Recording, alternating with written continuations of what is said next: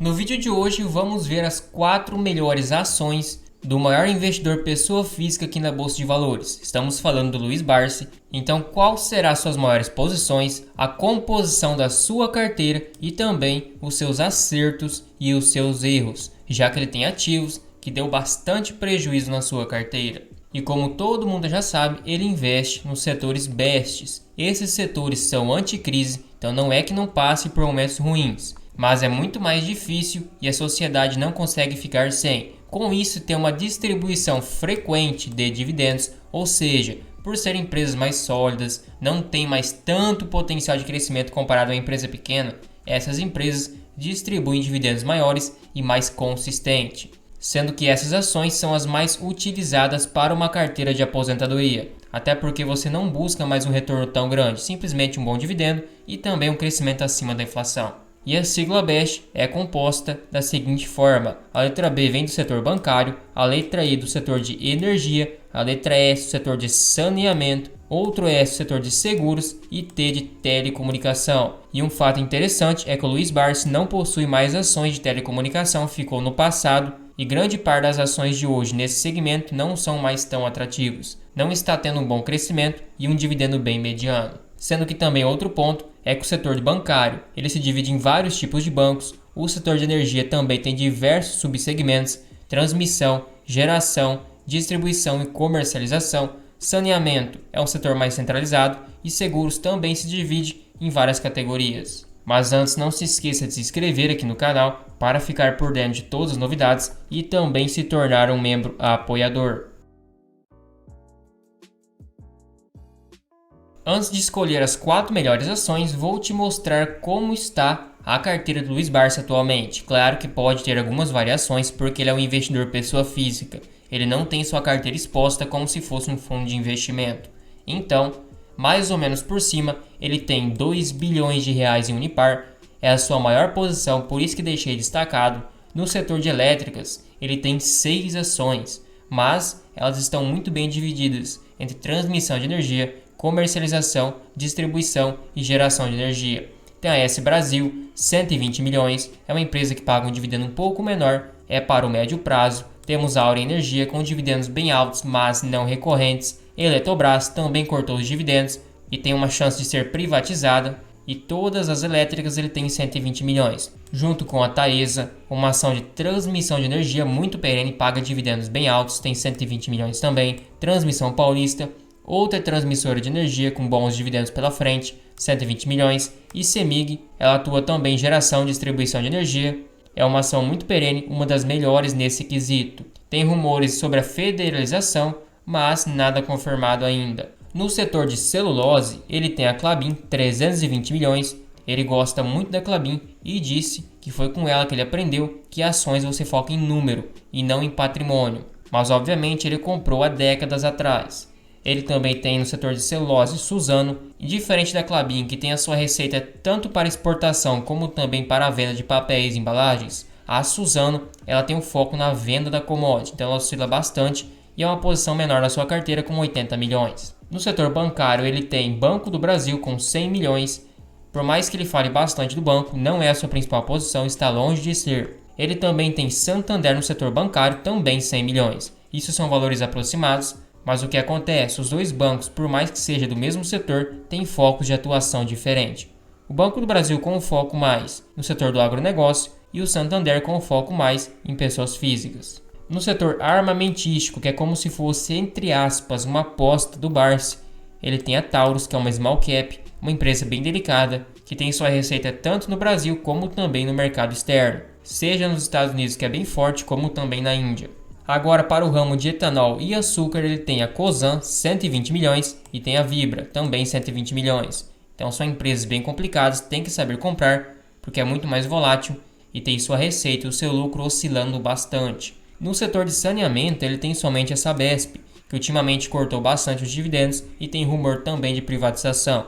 Ele tem 100 milhões de reais. Eu quis separar a IRB do setor de seguros, porque ela tem focos diferentes, por exemplo, a Caixa Seguridade. Coloquei no setor financeiro, mas ela também pode ser considerada no setor de seguros. Então ele tem 90 milhões, ele acabou tomando prejuízo e a ação acabou despencando. Foi, entre aspas, também uma aposta sua. E para finalizar, ele tem Caixa Seguridade, 90 milhões. Pode ser que ele tenha aumentado a posição diante da repercussão, mas quando ele disse que preferiu trocar BB Seguridade por Caixa Seguridade, ele se referiu porque naquela época BB Seguridade estava por volta de R$ 33 e Caixa Seguridade R$ 7 a R$ 8. Hoje, que está na sua máxima histórica, provavelmente ele não deve ter feito mais movimentações, até porque já ultrapassou e muito do preço teto, e é diferente comprar a 7 do que comprar a 16, 15 reais quando é o dobro, o dividendo cai lá embaixo. Então assim estaria classificada a diversificação da sua carteira em um gráfico de pizza: 50% no setor químico com a Unipar, 18% no setor elétrico,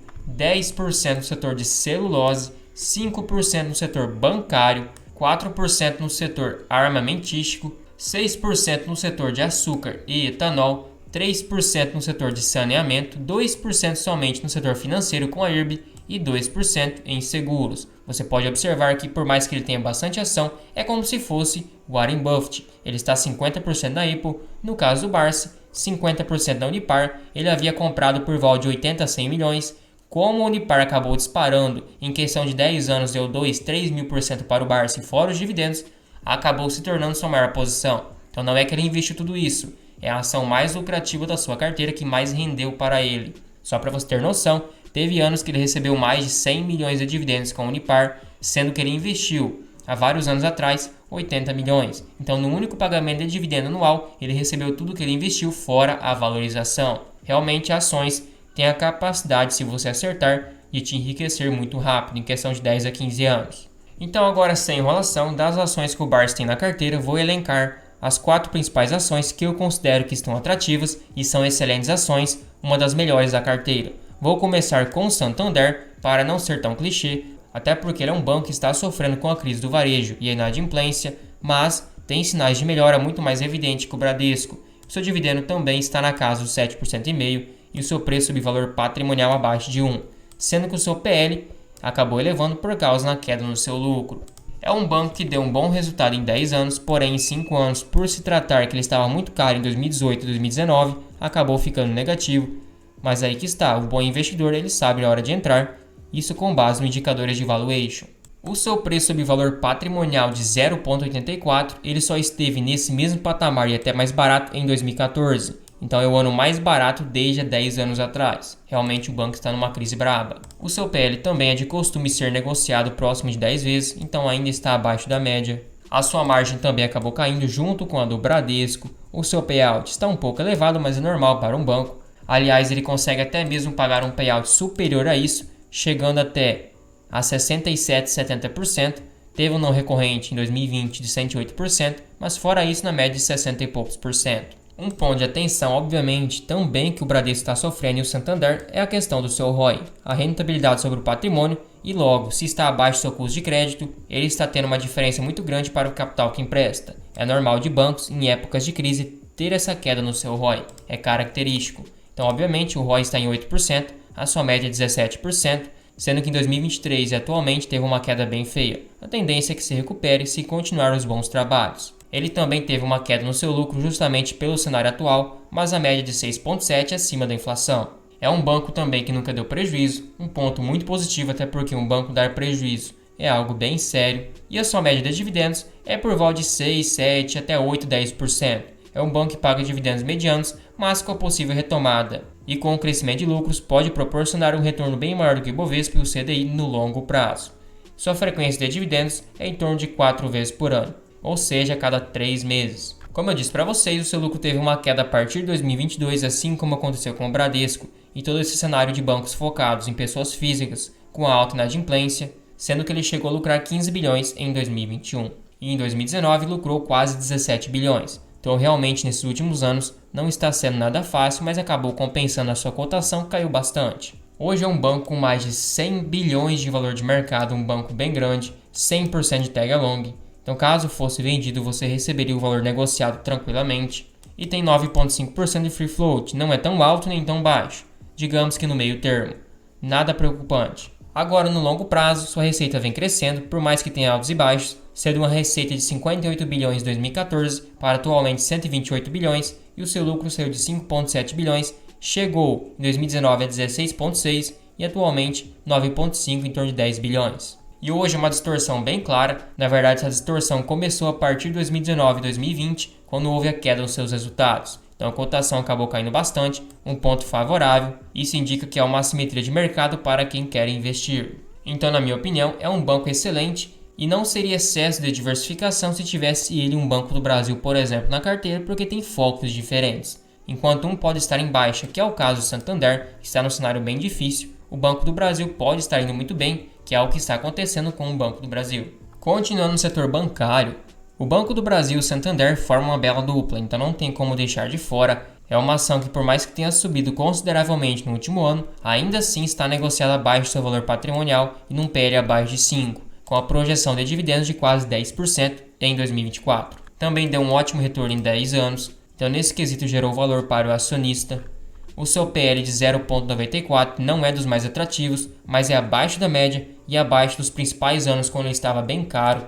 O seu PL de 5 vezes é abaixo da média e também está nos anos mais baratos desde 2021 e também abaixo, obviamente, de 2019, 2020, 2018, nos anos que estava negociado em um preço muito alto. Sua margem está muito boa para um banco desse tamanho. Ele vem mantendo essa margem alta desde 2019, então tem uma eficiência muito alta. Ele possui um ROI excelente, está tendo um retorno muito bom sobre o seu patrimônio, está praticamente 20% ao ano, então é um retorno acima do seu capital emprestado, acima das suas dívidas e acima também da inflação e do CDI do Ibovespa, então um excelente retorno.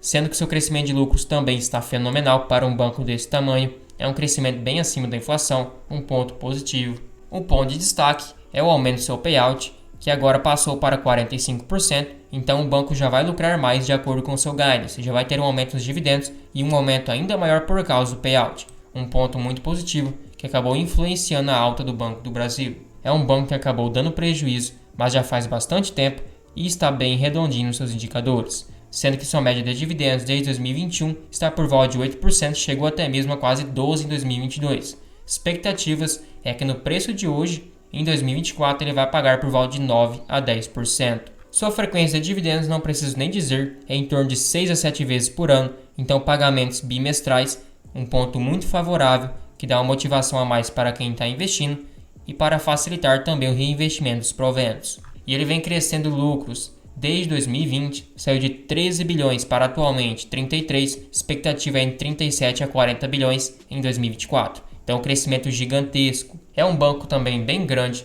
quase 160 bilhões, tem um free float bem alto e tem 100% de tag along. Então ele acabou passando em todos os quesitos com uma liquidez muito alta também. E como podemos ver, ele saiu de uma receita em 2014 de 137 bilhões para atualmente 265 e um lucro de 13 bilhões para aproximadamente 37 a 40 bilhões agora em 2024. Teve um excelente crescimento nesse período, sendo que hoje é uma pequena distorção na questão do seu lucro líquido e cotação, então digamos que seria um momento neutro para a compra, nem pessimista e nem positivo. Digamos que você não estaria fazendo um mau negócio, e claro, caso o banco despencasse, você poderia ir comprando para reduzir o preço médio. Lembrando que não é recomendação de investimento, simplesmente uma análise dos seus indicadores e também uma análise comparando ao passado. Então, ao meu ver, ele e o Santander juntos caberiam numa carteira, são dois excelentes bancos, com o Banco do Brasil numa excelente fase e que pode proporcionar um ótimo dividendo. Não espere uma valorização absurda e ficar rico com o Banco do Brasil.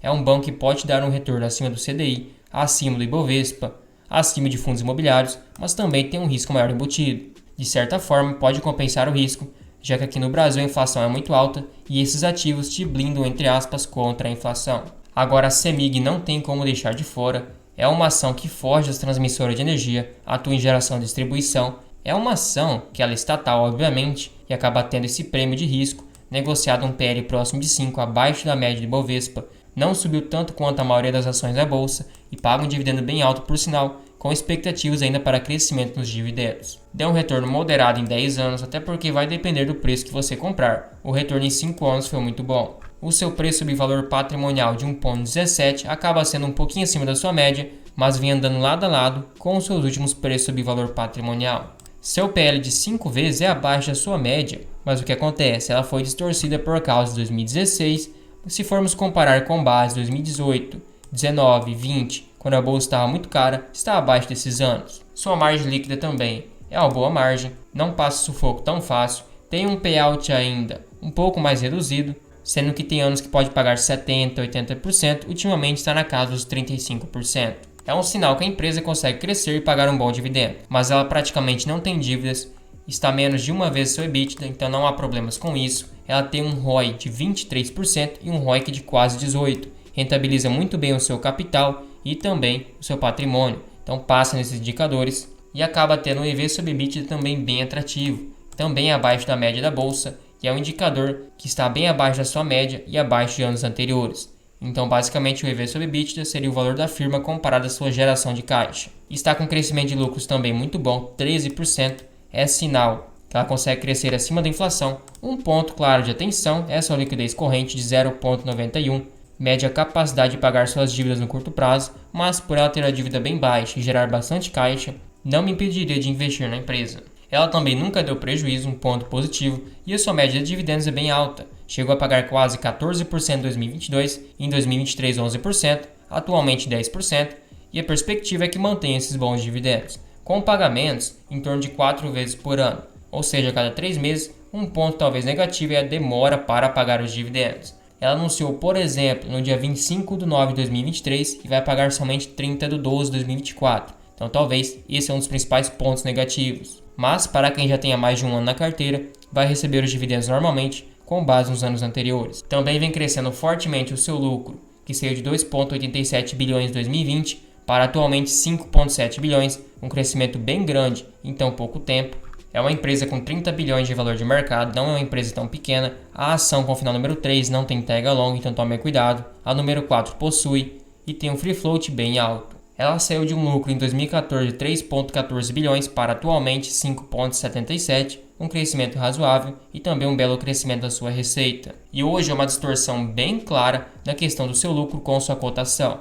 E não tem nada de não recorrente, a questão mesmo é esse desconto por ser estatal e também por causa do rumor de federalização que poderia acontecer no estado, transferir a CEMIG para a esfera federal, mas que não é nada confirmado e também é algo mais remoto. De qualquer forma, temos excelentes ações federais e eu não veria como um problema por enquanto. Então, na minha opinião, é uma excelente empresa que foge um pouco de transmissão de energia, mas não deixa de ser muito perene, com ótimos dividendos, um bom crescimento e indicadores redondinhos. Claro que é essencial acompanhar cada trimestre para ver se está se mantendo e se tem um cenário bom pela frente, mas no geral, uma empresa que cumpre o que promete. A quarta empresa, eu poderia muito bem colocar, quem sabe uma Taesa ou alguma outra ação previdenciária, mas aí ficaria muito na cara. Eu preferi colocar a Taurus pelo momento que ela está passando.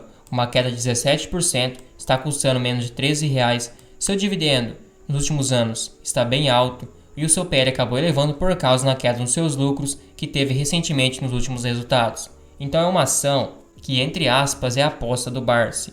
É bem complicado o cenário interno e também externo, tem políticas governamentais que afetam diretamente por causa das armas. O novo governo, por exemplo, é contra, então acaba impactando no seu volume de vendas e no seu lucro. Claro que o seu foco é em outros países, mas também tem a constituição desses países e as ações governamentais desses países acabam impactando também. Mas praticamente é uma ação que nada de braçada aqui no Brasil, já que, para bem dizer, é a única empresa que temos listada na bolsa nesse segmento. E também teve reformulações na questão das suas armas e dos seus equipamentos e estão sendo bem vistas pelo mercado. O seu retorno em 10 anos foi explosivo, 1000%, e é uma empresa tudo ou nada, sendo que em 5 anos também foi excelente, retorno muito alto. É uma empresa que você tem que ter em mente que é muito volátil, mas também que o retorno é proporcional, pode ser muito maior também. O seu preço e valor patrimonial de 1,44, podemos dizer que está abaixo dos anos anteriores. Essa média é complicada de utilizar, porque nos anos passados deu prejuízo e quando acabou dando um bom resultado, acabou disparando em 46 vezes. Compare com os anos anteriores que fica mais assertivo, então está abaixo dos últimos anos. O seu PL de 10 vezes, mesmo esquema, também é complicado, acabou se elevando por causa da queda no seu lucro, diferente do que aconteceu em 2022 quando teve um bom lucro e também nos anos anteriores. Ela está apresentando uma margem realmente um pouco mais apertada, de acordo com o momento que vive. O seu payout está 115%, porque acabou distribuindo acima do que tem no seu caixa. Claro que é uma empresa que tem uma dívida confortável de 1,28, por isso que consegue fazer isso, e tem um ROI aceitável de 14%, acabou tendo uma queda recentemente, estava com um ROI de 50%, como eu disse, é normal de acordo com a fase que vive, e um ROIC de 10%. Uma rentabilidade mediana sobre seu patrimônio, sendo que o seu EV sobre EBITDA acabou elevando bastante, só não está mais caro que 2019 e 2018. Seu crescimento de lucros foi bem explosivo também em 5 anos, a média de 28% ao ano, e tem uma liquidez corrente perto de 1,5 vezes, então ela tem uma boa capacidade de pagar suas dívidas no curto prazo. Ela já deu prejuízo, então tenha isso em mente, é uma empresa bem volátil, sendo que a partir de 2022 pagou bons dividendos. Só que seus pagamentos, tirando 2023, que foi fora da curva, é uma vez por ano. Então pagou uma vez em 2022 e 2 vezes agora em 2023. E 2020 já teve um lucro de 263 milhões, saltou para 635, 519 e agora uma queda bem acentuada de 152.